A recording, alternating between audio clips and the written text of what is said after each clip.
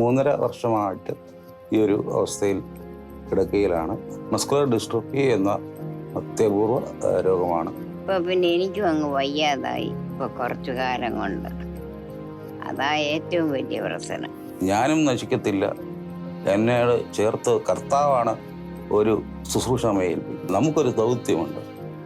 നമ്മളെല്ലോ എപ്പോഴും അവരെ കേൾക്കാനായിട്ട് അവനുണ്ട്. ഈശോ മിശിഹായ്ക്ക് സ്തുതിയായിരിക്കട്ടെ.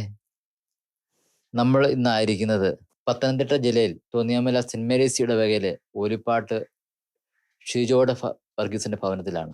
അദ്ദേഹം ജനിച്ചതും വളർന്നതും മലങ്കര സഭയിലെ പത്തനംതിട്ട ഭദ്രാസനത്തിന് കീഴിലുള്ള ഈ തോന്നിയാമല ഇടവകയിൽ തന്നെയാണ്. പരേതനായ പി ഗീവർഗീസിന്റെയും തങ്കമ്മ വർഗീസിന്റെയും 4 മക്കളിൽ 3ാമത്തെ മകനായ ജനിച്ചു. തൻ്റെ യുവത്വവും വിദ്യാഭ്യാസ കാലവും ഒക്കെ വളരെ മനോഹരമായി കൊണ്ടുപോയി. കഴിഞ്ഞ 28 വർഷക്കാലമായിട്ട് ഇദ്ദേഹം മസ്കുലർ ഡിസ്ട്രസ് എന്ന ഒരു അപൂർവ രോഗത്തിന്റെ പിടിയിലാണ്. കഴിഞ്ഞ 3.5 വർഷക്കാലമായി അദ്ദേഹം കിടപ്പിലാണ്. ഇദ്ദേഹത്തിന്റെ ജീവിതത്തിലെ ചില ദൈവാനുഭവങ്ങൾ കൂടി നമ്മൾ കടന്നു പോകുമ്പോൾ അനേകർക്ക് ഇത് ആശ്വാസമേകും എന്നുള്ള, അനേകർക്ക് ഒരു പുതിയ കാഴ്ചപ്പാട് നൽകും എന്നുള്ള ഒരു ലക്ഷ്യത്തോടും പ്രാർത്ഥനയോടും കൂടി അദ്ദേഹത്തിന്റെ വാക്കുകൾ ശ്രദ്ധിക്കാനായിട്ട് ഷിഗന ടിവിയിലെ പ്രേക്ഷകരെ സ്നേഹപൂർവ്വം ക്ഷണിക്കുകയാണ്.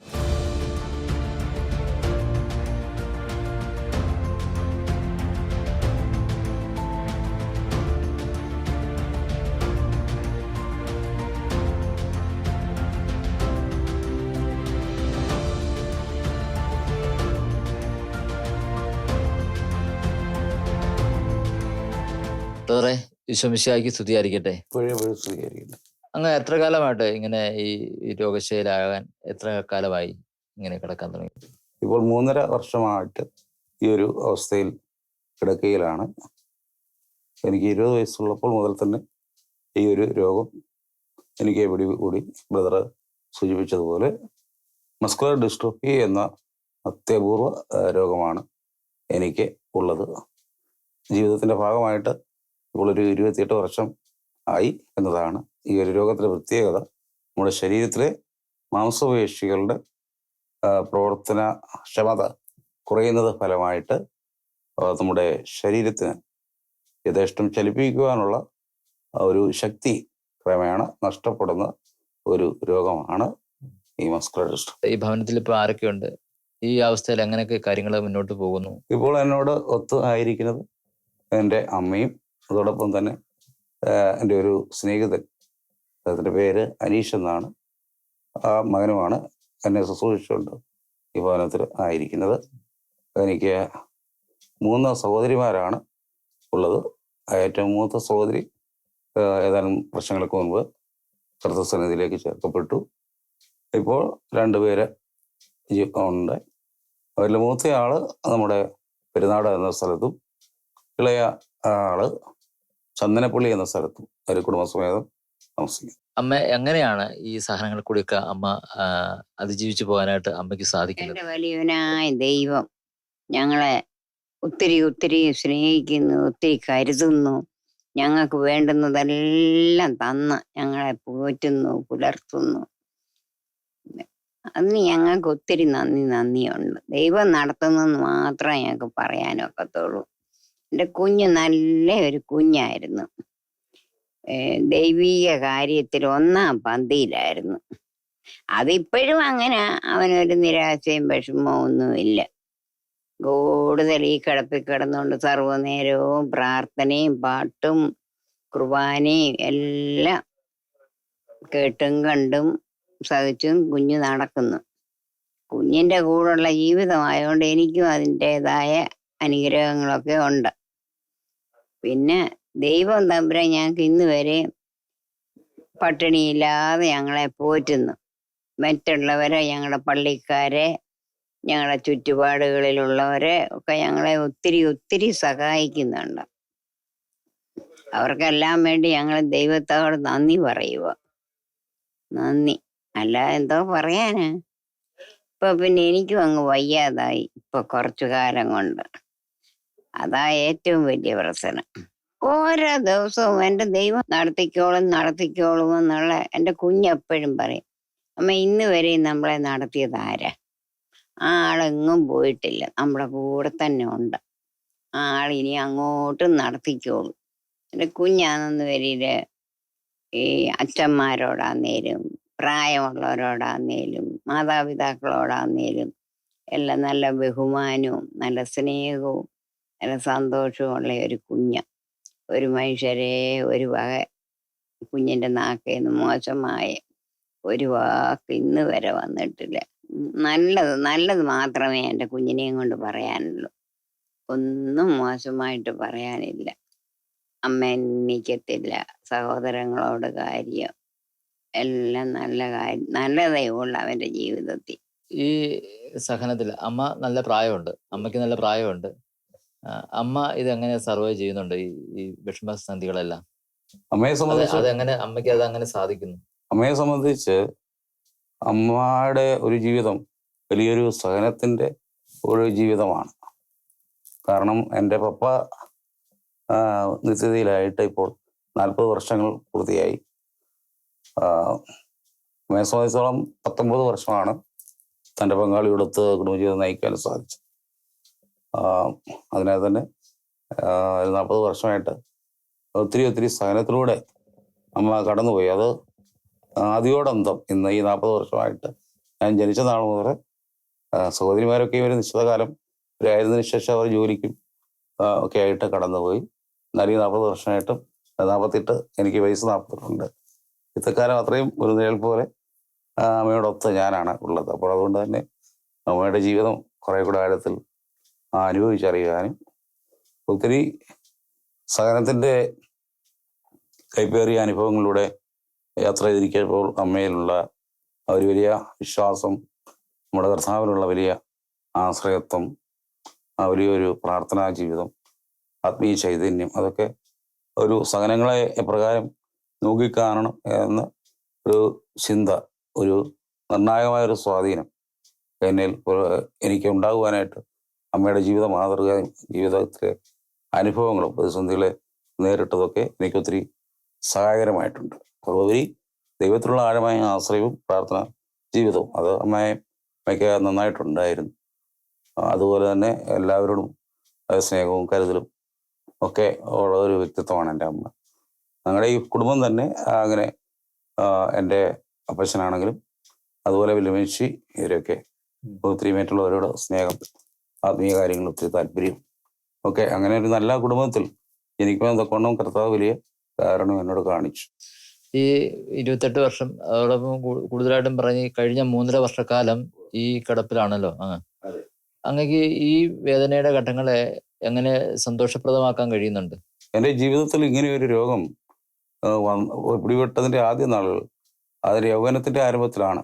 അപ്പോൾ യൗവനത്തിൽ ഇങ്ങനെയൊരു രോഗം പെട്ടെന്ന് എനിക്ക് ഒരിക്കലും വൈദ്യശാസ്ത്രത്തിൽ നാളിതുവരെയായിട്ടും ചികിത്സിച്ച് ഭേദപ്പെടുത്താൻ സാധിക്കാത്ത ഒരു രോഗമാണിത്. അപ്പോൾ തീർച്ചയായിട്ടും എനിക്ക് ആദ്യ നാളുകളിൽ ഇതിനെ അംഗീകരിക്കാനോ ഉൾക്കൊള്ളുവാനോ ഏറെ ക്ലേശകരമായിരുന്നു. എൻ്റെ ബുദ്ധിക്ക് മനസ്സിലാകാത്ത ഒരു സംഗതിയായിരുന്നു. അപ്പോൾ എനിക്ക് ജീവിതത്തിൽ വല്ലാത്ത നിരാശയും അതുപോലെ തന്നെ മുന്നോട്ടുള്ള ജീവിതത്തിലേക്ക് ഒരു പ്രത്യാശയൊക്കെ നഷ്ടപ്പെട്ട ഒരു കുറേയേറെ നാളുകൾ ചെയ്തുകൊണ്ടായിരുന്നു. ജനിച്ച ആത്മീയ കാര്യങ്ങളിലൊക്കെ വളരെ ശൈശവം മുതലേ ബാല്യം എല്ലാ കാര്യങ്ങളിലും എല്ലാ കാലത്തും സജീവമായി ഞാൻ ഉണ്ടായിരുന്നു. ഇപ്പോൾ പള്ളിയിൽ പോകാൻ സാധിക്കും. എങ്കിലും ഇങ്ങനെ എനിക്ക് ദൈവത്തെക്കുറിച്ചുള്ള ആ ഒരു ചിന്തയും ബോധ്യങ്ങളും ഈ രോഗം പിടിപെടുന്നതിന് മുമ്പുണ്ടായിരുന്ന ആ ഒരു ഈശോയുടെ സ്നേഹത്തെക്കുറിച്ച് എപ്രകാരമാണ് ഞാൻ അനുഭവിച്ചറിഞ്ഞത്, ആ ഒരു കാര്യത്തെ എൻ്റെ ബോധ്യങ്ങളെയും വ്യക്തിപരമായ എൻ്റെ അനുഭവങ്ങളെയും ഒക്കെ പാടെ ഒന്ന് തകിടം മറിയത്തക്ക ചില ഒരു പരീക്ഷണങ്ങളുടെ ഒരു കാലഘട്ടമായിരുന്നു രോഗത്തിൻ്റെ ആദ്യം. പ്രത്യേകിച്ച് നമുക്ക് ഇങ്ങനെ രോഗം പിടിപെടുമ്പോൾ അതിന് വൈദ്യശാസ്ത്രത്തിൽ പോലും ഒരു ചികിത്സയില്ല. നന്നായി ചെറുപ്പമാണ്, 20 വയസ്സ് വരെ എല്ലാ ക്ലാസ്സിലും വളരെ മികച്ച നിലയിൽ ഉന്നത വിദ്യാഭ്യാസം കരസ്ഥമാക്കുവാനും നേട്ടങ്ങൾ കൊയ്യുവാനും സാധിച്ചു. പെട്ടെന്ന് അവൻ്റെ ഫലത്തിൻ്റെ ആരംഭത്തിൽ ജീവിതത്തിൻ്റെ സുവർണ കാലഘട്ടത്തിലേക്ക് പ്രവേശിക്കുമ്പോൾ ഇത്തരം ഒരു കാര്യം വന്നപ്പോൾ എൻ്റെ ചെറുപ്രായത്തിൽ എനിക്കതിനെ അംഗീകരിക്കുവാനായിട്ട് സാധിച്ചില്ല. പിന്നെ ഇപ്പോൾ ഒരു പ്രയർ നാളുകളുടെ പല പല ധ്യാനങ്ങളിലും അതുപോലെ കൺവെൻഷനുകളും ഒക്കെ സംബന്ധിക്കുകയും ദൈവത്തിൻ്റെ വിവചനം കൂടുതലായിട്ട് ശ്രവിക്കുകയും ഗ്രഹിക്കുകയും ഉദാശ ജീവിതമൊക്കെ കൂടുതൽ ആഴത്തിൽ പഠിക്കുവാനും കർത്താവ് തന്നെ ചെറിയ വെളിപ്പെടുത്തൽ ആത്മീയ സന്ദേശങ്ങൾ നൽകുന്നതിൻ്റെ ഫലമായിട്ടാണ് നമുക്കൊരു വലിയൊരു അന്ധകാരത്തിൽ നിന്ന് പ്രകാശത്തിലേക്ക് കടന്നു വരാൻ ചില ബോധ്യങ്ങൾ. ഞാൻ മനസ്സിലാക്കുന്ന മറ്റൊരു കാര്യം എന്ന് പറഞ്ഞാൽ ഈ കാലയളവിൽ, അതായത് പ്രത്യേകിച്ച് ഈ പട്ടണ കാലഘട്ടത്തിലും ചെറുപ്പ കാലഘട്ടങ്ങളിലൊക്കെ പള്ളിയുമായിട്ട് ബന്ധപ്പെട്ട് ഒരുപാട് പ്രവർത്തനങ്ങളിൽ അങ്ങ് ഏർപ്പെട്ടിട്ടുണ്ടായി. സംഘടനാ പ്രവർത്തനങ്ങൾ, ശുശ്രൂഷകളിലൊക്കെ പങ്കെടുക്കുന്നുണ്ടായിരുന്നു. അപ്പൊ അങ്ങനെ ഇരിക്കുകയാണ് അങ്ങ് ഈ പ്രത്യേകമായ ഈ ഒരു അവസ്ഥയിലേക്ക് മാറ്റപ്പെട്ടത്. അപ്പോൾ അത് ആ കാലങ്ങളിൽ, ആ സമയങ്ങളിൽ ദൈവത്തോടുള്ള മനോഭാവം എന്തായിരുന്നു? ഇങ്ങനെ പ്രത്യേകിച്ച് ഇങ്ങനെ ഈ രോഗാവസ്ഥയിലേക്ക് കടന്നു വന്നപ്പോൾ ദൈവത്തോടുള്ള മനോഭാവം എന്തായിരുന്നു? വിശുദ്ധ വേദപുസ്തകം പഠിപ്പിക്കുന്നത് യേശു ക്രിസ്തു സ്നേഹമാണ്, ദൈവം തമ്പുരാൻ സ്നേഹമാണ്, ദൈവം സ്നേഹമാണ്. കാൽവറിയിലെ ക്രൂശിൽ സ്നേഹത്തിന് വേണ്ടി ജീവൻ വഴിയഴിക്കുന്നതിനേക്കാൾ വലിയ സ്നേഹം ആർക്കും കാണിക്കാനില്ല എന്നറിയിച്ചത് നാഥൻ നമ്മെ സ്നേഹിച്ചതാണ്. എന്നാൽ എൻ്റെ പ്രതീക്ഷ, എൻ്റെ ചിന്ത, നമ്മുടെ പ്രതീക്ഷയ്ക്ക് ഒത്തവണ്ണം നാം ആഗ്രഹിക്കുന്നതും പ്രതീക്ഷിക്കുന്നതുമായ കാര്യങ്ങളൊക്കെയും നമ്മുടെ ജീവിതത്തിൽ അതാതുപോലെ നടത്തി തരുന്ന ഒരു വ്യക്തിയാണ്. അങ്ങനെയുള്ളവർക്കാണല്ലോ നമ്മുടെ സ്നേഹമുണ്ടെന്ന് നമ്മൾ. അങ്ങനെ ഒരു ആളാണ് യേശു എന്നതായിരുന്നു എൻ്റെ ഒരു ബോധ്യം. എന്നാൽ എൻ്റെ പ്രതീക്ഷ, എൻ്റെ സ്വപ്നങ്ങൾ അതിന് വിരുദ്ധമായ അനുഭവമാണ് എൻ്റെ ജീവിതത്തിൽ സംഭവിച്ചത്. ഒരിക്കലും ഞാൻ 20-ാമത്തെ വയസ്സ് ഞാൻ ഡിഗ്രി പാസ്സായതിനു ശേഷം എൻ്റെ ജീവിതത്തിലെ ഒരു ലക്ഷ്യം ഒരു അധ്യാപകനായി തീരണം, ഏതെങ്കിലും വിദ്യാലയത്തിൽ പഠിപ്പിക്കണം, അതിനുശേഷം അമ്മയ്ക്ക് ഏക മകനാണ്, വിവാഹം കഴിക്കണം, അങ്ങനെ ഒരു കുടുംബജീവിതം നയിക്കണം, അമ്മയെ സർവോപരി അമ്മയെ സംരക്ഷിക്കണം. കാരണം നന്ന ചെറുപ്പത്തിലെ വിധവയായ ആളാണ് എൻ്റെ അമ്മ. അപ്പം എങ്ങനെയാണ് ഈ ഒരവസ്ഥയെ ഇനി എങ്ങനെയാണ് എൻ്റെ സ്വപ്നങ്ങൾ സാക്ഷാത്കരിക്കപ്പെടുക? എൻ്റെ സ്വപ്നങ്ങൾ പോലെയല്ല ദൈവത്തിൻ്റെ സ്വപ്നങ്ങൾ. ഇത് രണ്ടും പൊരുത്തപ്പെടാതെ വന്നപ്പോൾ എനിക്ക് എന്താണ് ദൈവം എന്നെ സ്നേഹിക്കുന്നുണ്ടോ എന്നൊരു ചിന്ത, അതൊരു ശരിയായ ചിന്തയല്ല, തെറ്റായ ഒരു ചിന്തയാണ്. അങ്ങനെ ഒരു ചിന്തയാണ് എൻ്റെ തലയിൽ പെട്ടെന്ന് ഉദിച്ചത്. ആ ചിന്ത ഒരിക്കലും നമ്മളെ മുന്നോട്ട് കൊണ്ടുപോകുന്ന ഒരു ചിന്തയല്ല. നിരാശയോ കുറ്റബോധമോ അതല്ലെങ്കിൽ എന്നെ ദൈവം സ്നേഹിക്കുന്നില്ല എന്നുള്ള ചിന്തയോ അതൊരിക്കലും ഒരു വ്യക്തിക്കും ഉയരങ്ങളിലേക്ക് പോകുവാനായിട്ട് സാധിക്കുന്ന ഒരു ചിന്തയല്ല. കാരണം അങ്ങനെയാണ് ഞാനിപ്പം ചിന്തിച്ചത്. ദൈവത്തിന് എന്നോട് സ്നേഹമുണ്ടോ ഇല്ലയോ, സ്നേഹമില്ല എന്ന ചിന്തിക്കത്തക്ക ചിന്തയാണ് പെട്ടെന്ന് എൻ്റെ ബുദ്ധിയിലേക്ക് ഈ ഒരു ആദ്യ കാലഘട്ടങ്ങളിൽ ഉണ്ടായത്. ഈ ഇങ്ങനെയുള്ള ഈ നെഗറ്റീവ് ചിന്തകൾ, അതായത് പ്രത്യേകിച്ചും ദൈവത്തിനെതിരെയുള്ള ചിന്തകളെ അതിജീവിക്കാൻ അങ്ങക്ക് എങ്ങനെയാണ് സാധിച്ചത് ഈ കാലത്ത്? നമ്മുടെ ചിന്തയിൽ ഇങ്ങനെ ഒരു ചിന്ത വന്നു എങ്കിലും നമ്മളെല്ലാ ഞായറാഴ്ചയും പള്ളിയിൽ പോകുമായിരുന്നു. ഇപ്പം 3 വർഷം ഇത്രയും നാളുകളേ ആയിട്ടുള്ളൂ. ആത്മീയ കാര്യങ്ങളിൽ അത്ര കണ്ട് മുൻപിനേക്കാൾ ശക്തമായി നിൽക്കുകയായിരുന്നു. നമ്മുടെ ചിന്തയിൽ അങ്ങനെ ഉണ്ടെങ്കിലും നിരന്തരം നമ്മൾ ആത്മീയ കാര്യങ്ങളിൽ വ്യാപരിക്കും. അപ്പോൾ ആത്മീയ കാര്യങ്ങളിൽ നമ്മൾ വ്യാപരിക്കുമ്പോൾ നമുക്കൊരു ഹൃദയത്തിലൊരു സന്തോഷവും പ്രത്യാശയും കിട്ടും. എന്നാൽ അതിൻ്റെ ആ ഒരു സമയത്ത് മാത്രമാണ് അത് നമ്മളിൽ ഉണ്ടാവുക. അതിൽ നിന്ന് നമ്മൾ മാറി മറ്റൊരു സാഹചര്യത്തേക്ക് പോകുമ്പോൾ പെട്ടെന്ന് നമ്മൾ മറ്റു മനുഷ്യരെ കാണും. എപ്പോഴും ഒരു മനുഷ്യൻ നിരാശയിലേക്ക് പോകുന്നത് അവൻ്റെ കമ്പാരിസണാണ്. എപ്പോഴും മനുഷ്യൻ അവരിലേക്കാണ് നോക്കുന്നത്. അവരിലേക്ക് നോക്കുമ്പോൾ സ്വാഭാവികമായിട്ടും നമുക്കില്ലാത്തതാണ് നാം മറ്റുള്ളവരിൽ കാണുന്നത്. ഒരു ആരോഗ്യമില്ലാത്ത ഒരു വ്യക്തി അവരെ നോക്കുമ്പോൾ എപ്പോഴും അവൻ ആരോഗ്യമില്ലാത്ത ആള് അവൻ ആരോഗ്യമുണ്ട്. പക്ഷെ അവൻ ആരോഗ്യവാനായിരിക്കുന്നതിന് അവൻ പ്രത്യേകിച്ച് എന്തെങ്കിലും ചെയ്തതായിട്ട് എനിക്കറിവില്ല. ഞാൻ രോഗിയായിരിക്കുന്നതിന് പ്രത്യേകിച്ച് എന്തെങ്കിലും തെറ്റ് ചെയ്തതായിട്ടോ അവൻ ആരോഗ്യമുള്ള ആളായിരുന്നതിന് അവനെന്തെങ്കിലും പ്രത്യേകിച്ച് പുണ്യം ചെയ്തതായിട്ടോ എനിക്ക് അറിവില്ല. ഇത് എൻ്റെ ബുദ്ധിക്ക് മനസ്സിലാകാത്ത ഒരു സത്യമാണ്. എന്നാൽ ദൈവിക ചിന്തകളും ദൈവത്തിൻ്റെ പദ്ധതികളും ഒരിക്കലും മനുഷ്യന്റെ ബുദ്ധിക്ക് പിടികിട്ടത്തില്ല എന്നതാണ്. ആ ഒരു ബോധ്യത്തിലേക്ക് കടന്നു വരാൻ സാധിച്ചു. അതാണ് ഏറ്റവും വലിയ വിജയം. ദൈവിക ചിന്തകൾ നമുക്ക് മനസ്സിലാകണമെങ്കിൽ അത് ആത്മാവിന്റെ കണ്ണുകൾ കൊണ്ടും ആത്മീയ ജ്ഞാനങ്ങൾ തുറക്കണം. അതുകൊണ്ടാണ് തമ്പുരാൻ പറഞ്ഞത്, അന്ധന് കാഴ്ച നൽകാനാണ് ഞാൻ ഈ ലോകത്തിലേക്ക്. യോഹന്നാന്റെ സുവിശേഷം 9-ാം അധ്യായത്തിൽ ഒരു പിറവിക്കുരുടനെ കർത്താവ് സുഖപ്പെടുത്തുമ്പോൾ അവസാന ഭാഗത്ത് യഹൂദന്മാരുടെ പരീക്ഷന്മാരെയും നിവഞ്ചനെയും ഉപദേശിച്ചുകൊണ്ട് കർത്താവ് പറയുന്നുണ്ട്. അപ്പോൾ അവർ പറയുന്നു, ഞങ്ങളും അന്ധരാണെന്നാണോ നീ പറയുന്നത്? ഈശോ അവരോട് പറയുന്നുണ്ട്, അന്ധരായിരുന്നുവെങ്കിൽ നിങ്ങൾക്ക് പാപം ഉണ്ടാകുമായിരുന്നില്ല. നിങ്ങൾ കാണുന്നു എന്ന് നിങ്ങൾ പറയുന്നു, അതുകൊണ്ട് നിങ്ങൾ അപ്പോൾ ഒരു കണ്ണ് കേവലം നമ്മുടെ ഭാഗ്യമായ നേരങ്ങൾ തുറന്നിരിക്കുന്നു എന്നതുകൊണ്ട് മാത്രം ആ വ്യക്തി കാഴ്ചയുള്ള ഒരു വ്യക്തിയാണ് എന്ന് നമുക്ക് പറയാൻ പറ്റും. കാഴ്ചയുള്ള അനേകം അന്ധന്മാർ നിറഞ്ഞ ഒരു ലോകത്തിലാണ് നമ്മൾ ജീവിക്കുന്നത്. കാരണം ഈ ലോകത്തിന്റെ ദേവൻ അവരുടെ ബുദ്ധിയിൽ അന്ധകാരം നിറച്ചിരിക്കുന്നതിനാൽ ക്രിസ്തുവിന്റെ തേജസ്സേറിയ പ്രകാശത്തിന്റെ സുവിശേഷം ദൃശ്യമാകുന്നില്ല എന്ന് വിശുദ്ധനായ പൗലോസ് നമ്മെ ഓർപ്പിക്കുന്നുണ്ട്. അപ്പോൾ പലപ്പോഴും ഈ ദുഷ്ടനായവൻ, തിന്മപ്പെട്ടവൻ, ഈ ലോകത്തിന്റെ ദേവൻ, അവൻ സകല മനുഷ്യരെയും നമ്മുടെ കർത്താവിൽ നിന്ന് വേർപെടുത്താനായിട്ട് നിരന്തരം വന്നവണ്ണം പരിശ്രമിക്കും. അവിടെ നാം യേശുവിനോട് ചേർന്ന് നിന്നുകൊണ്ട് ഇനി എൻ്റെ ജീവിതത്തിൻ്റെ ഏത് സഹനങ്ങളിലും എത്ര കൈപ്പേറിയ ആണെങ്കിലും എൻ്റെ ദൈവം അറിയാതെ എനിക്കൊന്നും സംഭവിക്കുകയില്ല.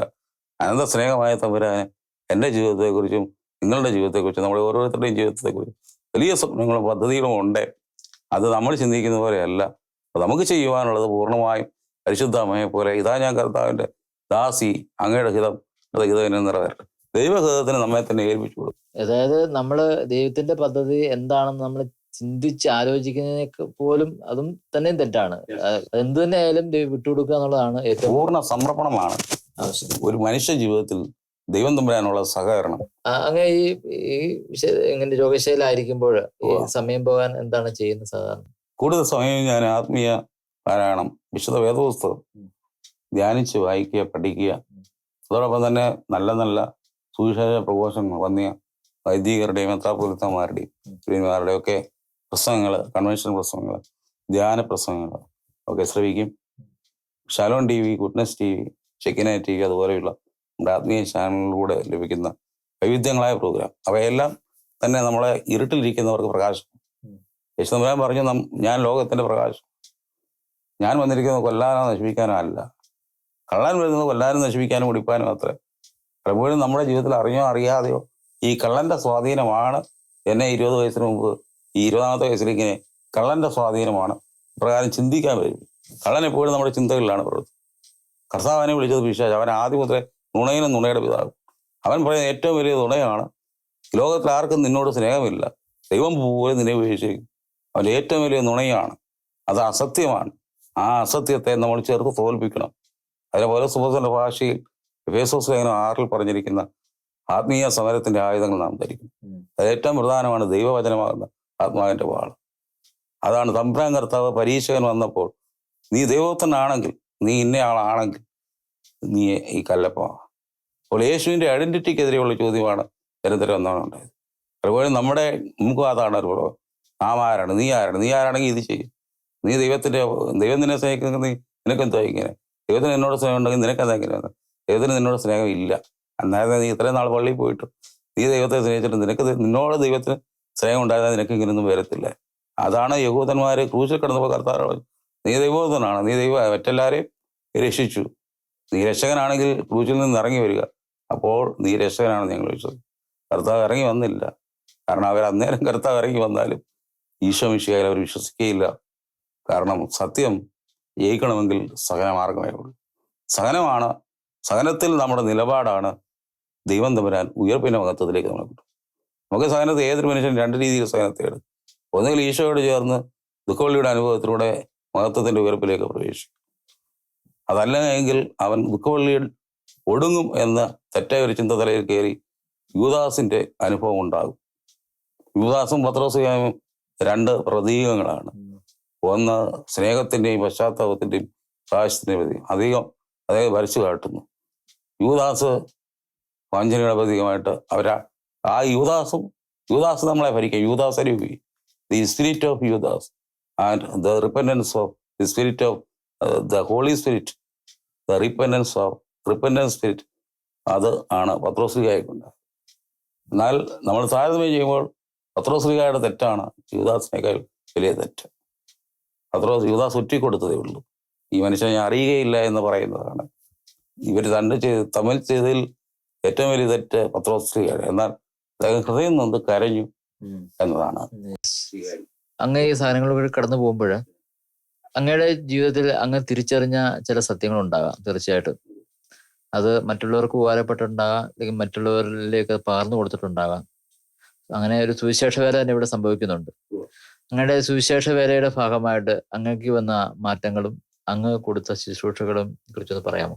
അങ്ങനെ സൂചിപ്പിക്കുകയാണെങ്കിൽ എനിക്ക് ബ്രദർ തുടക്കത്തിൽ സൂചിപ്പിച്ചതുപോലെ നല്ലൊരു ആത്മീയ അന്തരീക്ഷമാണ് എനിക്ക് ജനിച്ച വീണ മണ്ണ് നൽകിയത്. സൺഡേ സ്കൂൾ, വിശ്വാസ പരിശീലനം, തുടർന്ന് യുവജന പ്രസ്ഥാനം, അങ്ങനെ എല്ലാ ആത്മീയമായിട്ടുള്ള എല്ലാ ഓർഗനൈസേഷനിലും പ്രവർത്തിക്കാൻ കർത്താവ് കരുണ ചെയ്തു. എന്നാൽ അവിടെയെല്ലാം നമ്മൾ പ്രവർത്തിക്കുമ്പോഴും നമുക്ക് ഓരോരുത്തർക്കും അറിയാം, നമ്മുടെ ഏതൊരു മനുഷ്യനും അവൻ ദൈവത്തെ അന്വേഷിച്ചുകൊണ്ടേയിരിക്കുകയാണ്. സത്യത്തിലേക്കുള്ള പ്രയാണം, സത്യത്തിലേക്ക് പ്രയാണം ചെയ്തുകൊണ്ടിരിക്കും. അപ്പോൾ എനിക്ക് പെട്ടെന്ന് ഈ സഹനം വന്നപ്പോൾ ഞാൻ എന്നെ തന്നെ കണ്ടെത്തുക. ഞാൻ ആരാണ്? ക്രിസ്തുവിന് മാത്രമേ ഈ ലോകത്തിൽ, വചനത്തിന് ബൈബിളിന് മാത്രമേ ഒരു മനുഷ്യൻ അവൻ ആരാണെന്ന് പറഞ്ഞു തരുന്നു. നമുക്ക് നമ്മൾ ആരാണെന്നുള്ള അറിവ് സാഹചര്യങ്ങളിൽ നിന്ന് കിട്ടും, മാതാപിതാക്കളിൽ നിന്ന് കിട്ടും, നമ്മുടെ തന്നെ ചില ബോധ്യങ്ങളുണ്ട്. അത് നമ്മൾ ഒരിക്കലും അതല്ല. ഞാൻ എന്നെ തന്നെ കണ്ടെത്തുവാൻ എൻ്റെ സഹനങ്ങൾ എന്നെ സഹായിച്ചുകൊണ്ടേ ഇരിക്കുന്നു എന്നുള്ളതാണ് വളരെ പ്രധാനപ്പെട്ടത്. ഞാൻ എന്നെ കണ്ടെത്തുമ്പോഴാണ് ഞാൻ ശക്തനായിത്തീരുന്നത്. വിശുദ്ധ പൗലോസ്ലീഹയുടെ ജീവിതം നമ്മൾ എടുത്തു നോക്കുമ്പോഴും അതിലൂടെ ബൈബിളിലെ ഓരോ വ്യക്തികളെ പരിചയപ്പെടുത്തുന്ന ഓരോ വ്യക്തികളെയും നമ്മൾ എടുത്തു നോക്കുമ്പോഴും അവരോരോരുത്തരും അവരവരെ തന്നെ കണ്ടെത്തുവാനായിട്ട് ദൈവം അവരെ സഹായിക്കും.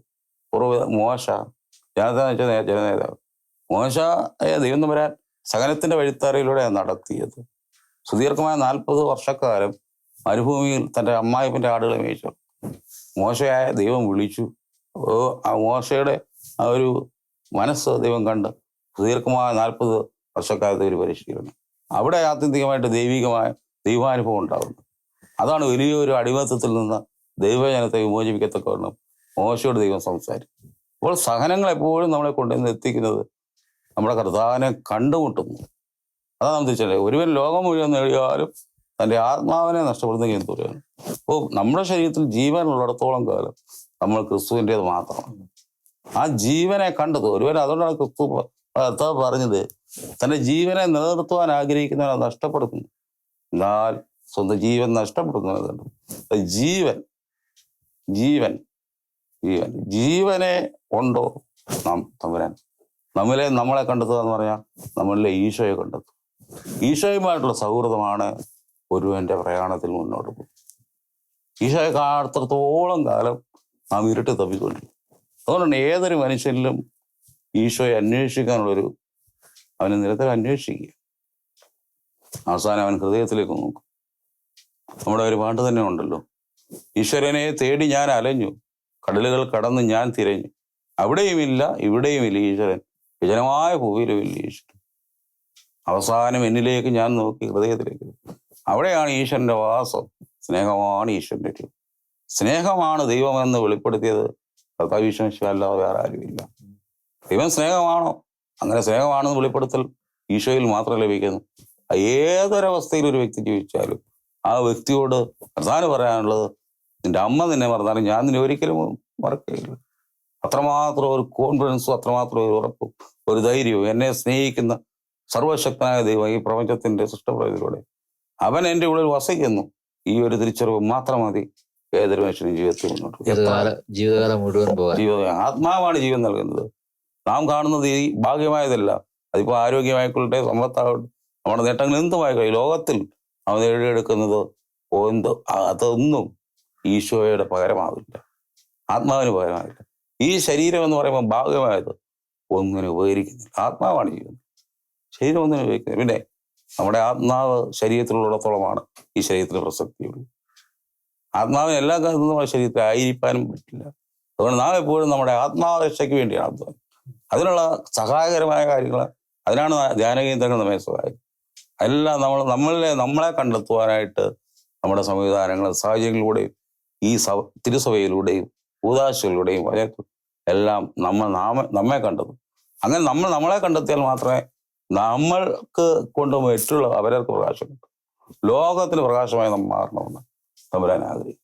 ഞാൻ ലോകത്തിന്റെ പ്രകാശമാണ്, നിങ്ങളെന്നിൽ വസിക്കുന്ന പ്രകാശത്തിൽ നിങ്ങളെ ലോകത്തിൽ.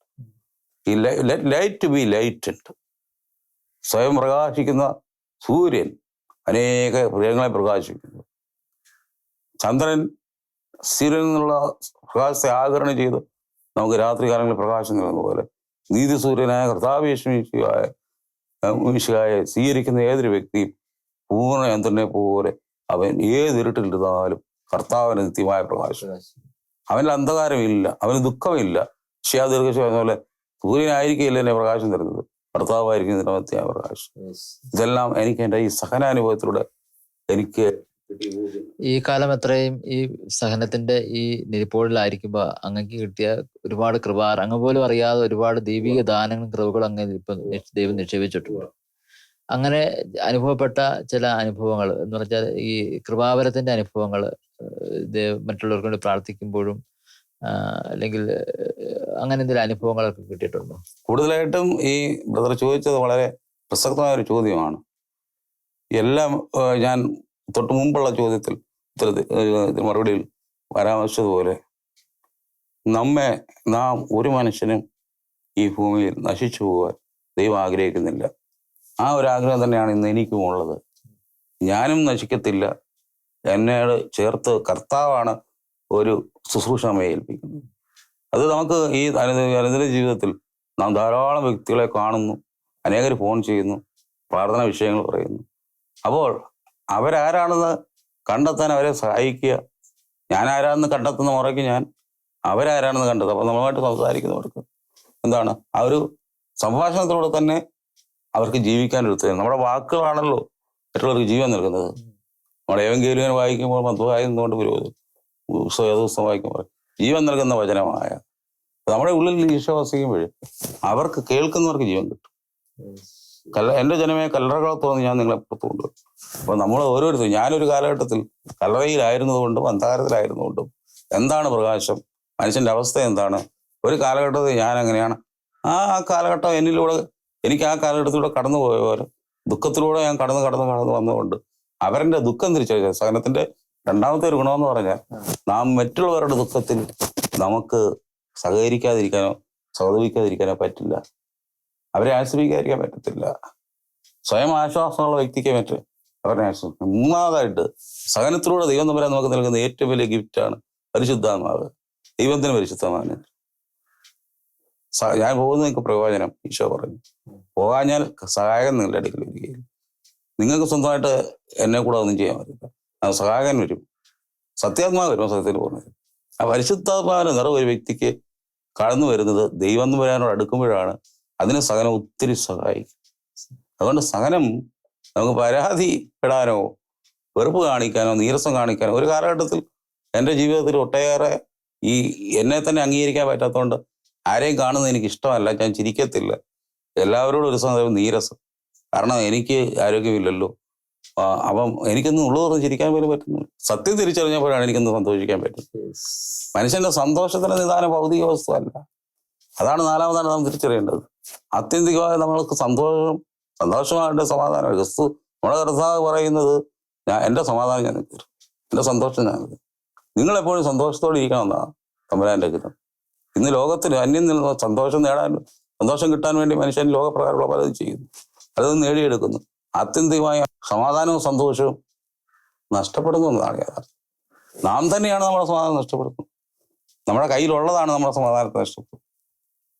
നമ്മുടെ കയ്യിലുള്ളത് നമ്മൾ കൊടുക്കാൻ തയ്യാറാണ്. തമ്പുരാൻ തന്നതാണ് നമ്മുടെ ഇരിക്കുന്നത്. അതാണ് ബലിജീവിതം. സഹന ജീവിതം. അഞ്ചാമതായിട്ട് ബലിയുടെ ജീവിതം. ബലി എന്ന് പറഞ്ഞാൽ ദൈവത്തിന് കൊടുക്കും. ദൈവം തമ്പുരാൻ തന്ന ശരീരം ദൈവത്തിന് കൊടുക്കും. ദൈവത്തിന് തന്ന ആരോഗ്യം ദൈവത്തിന് കൊടുക്കും. അപ്പൊ നമുക്ക് സ്വന്തമായി ഒന്നുമില്ല. സ്വന്തമായി ഒന്നുമില്ല, സർവ്വതും നിന്ദാനം, സ്വസ്ഥമായി ഉറങ്ങിയിട സമ്പത്തിൽ മയങ്ങാതെ, മണ്ണിൽ സൗഭാഗ്യം നേടാനായാലും ആത്മം നഷ്ടമായ ഫലമെവിടെ. അത് ശരിക്കും പറഞ്ഞാല് ഒരു സഹനത്തിന്റെ പരിപൂർണമായ അർത്ഥം ഇപ്പൊ അങ്ങ് ഇപ്പൊ പറയുകയാണ്. കാരണം ആ 5 ഘടകങ്ങൾ വളരെ വളരെ പ്രയോജനപ്രദവും വളരെ ചിന്ത ഒത്തിരി കാളുമ്പുള്ള കാര്യങ്ങളാണ് പറഞ്ഞത്. നമുക്ക് ഇനിയിപ്പോ ഇത് ബൈൻഡപ്പ് ചെയ്യാനുള്ള സമയമായി.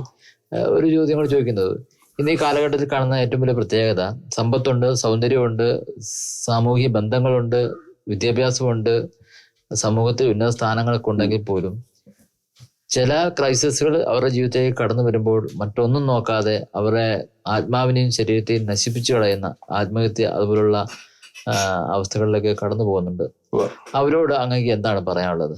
ചെറിയ വാക്കുകളൊന്ന് പറയാമോ? എല്ലാറ്റിനും പരിഹാരമുണ്ട് ദൈവത്തിൽ എന്ന ചിന്ത നമുക്ക് അറിഞ്ഞോ അറിയാതെയോ നഷ്ടപ്പെടുമ്പോഴാണ് ഇന്ന് മനുഷ്യ ജീവിതത്തിൽ പ്രശ്നങ്ങൾ സങ്കീർണമാകും.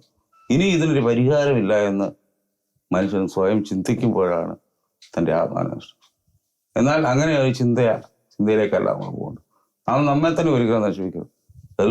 എൻ്റെയും നിങ്ങളുടെയും ജീവിതത്തിൽ എത്ര പ്രതിസന്ധികൾക്കും എത്ര പ്രതികൂലമുണ്ടെങ്കിലും ദൈവം തമ്പുരാൻ നിന്റെ പിതാവാണ്, നമ്മുടെ പിതാവ് സ്നേഹം.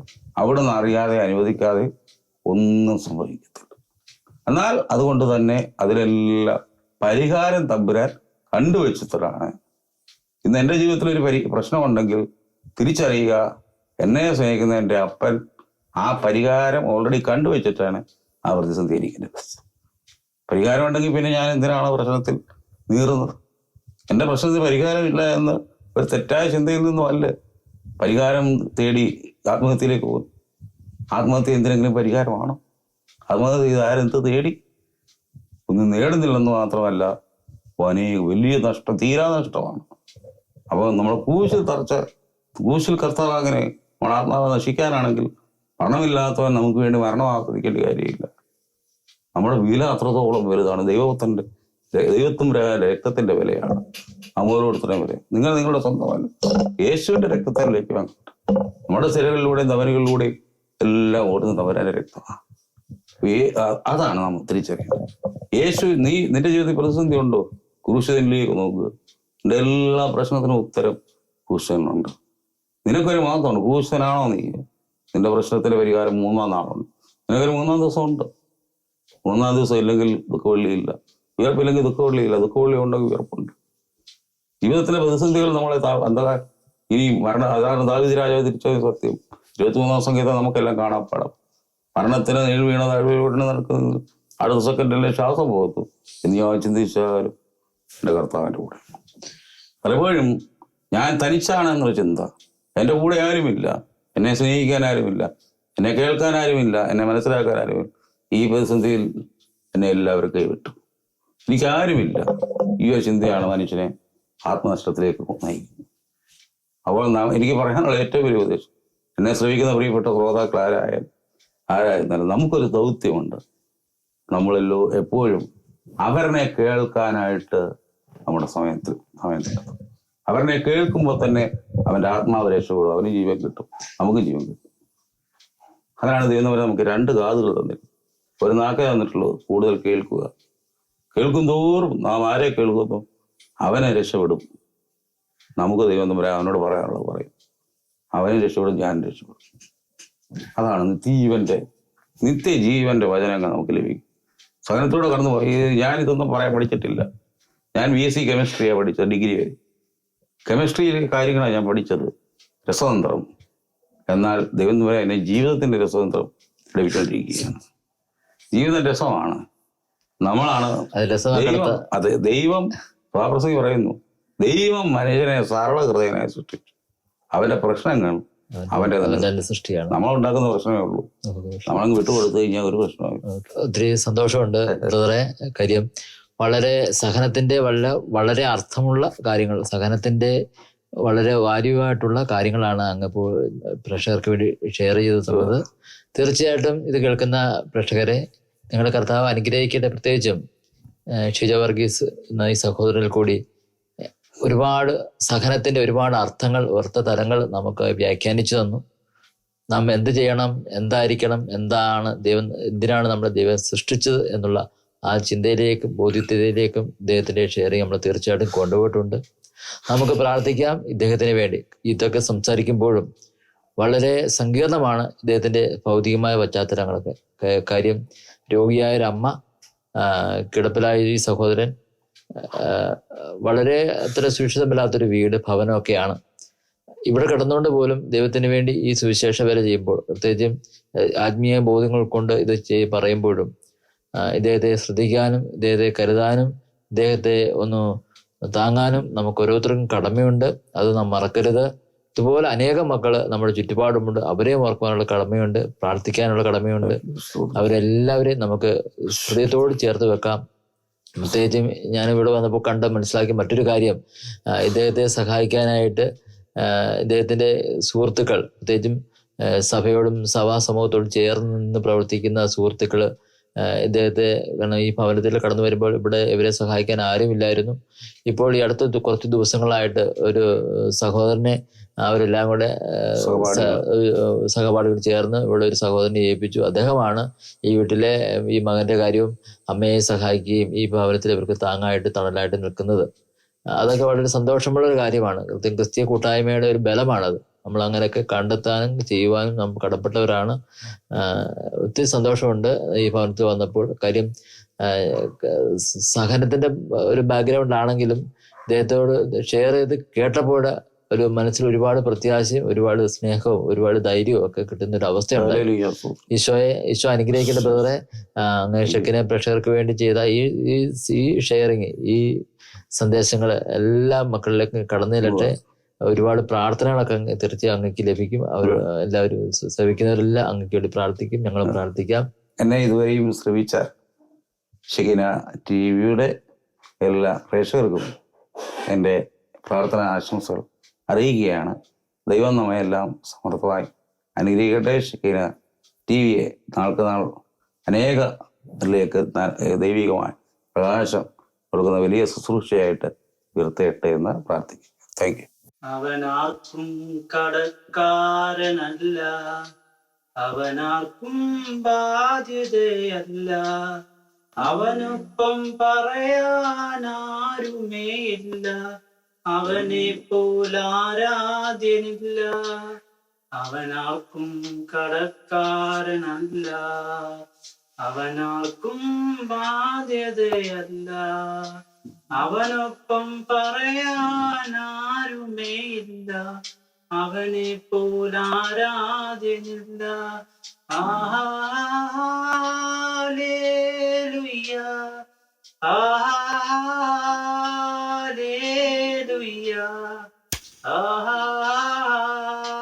Hallelujah, hallelujah.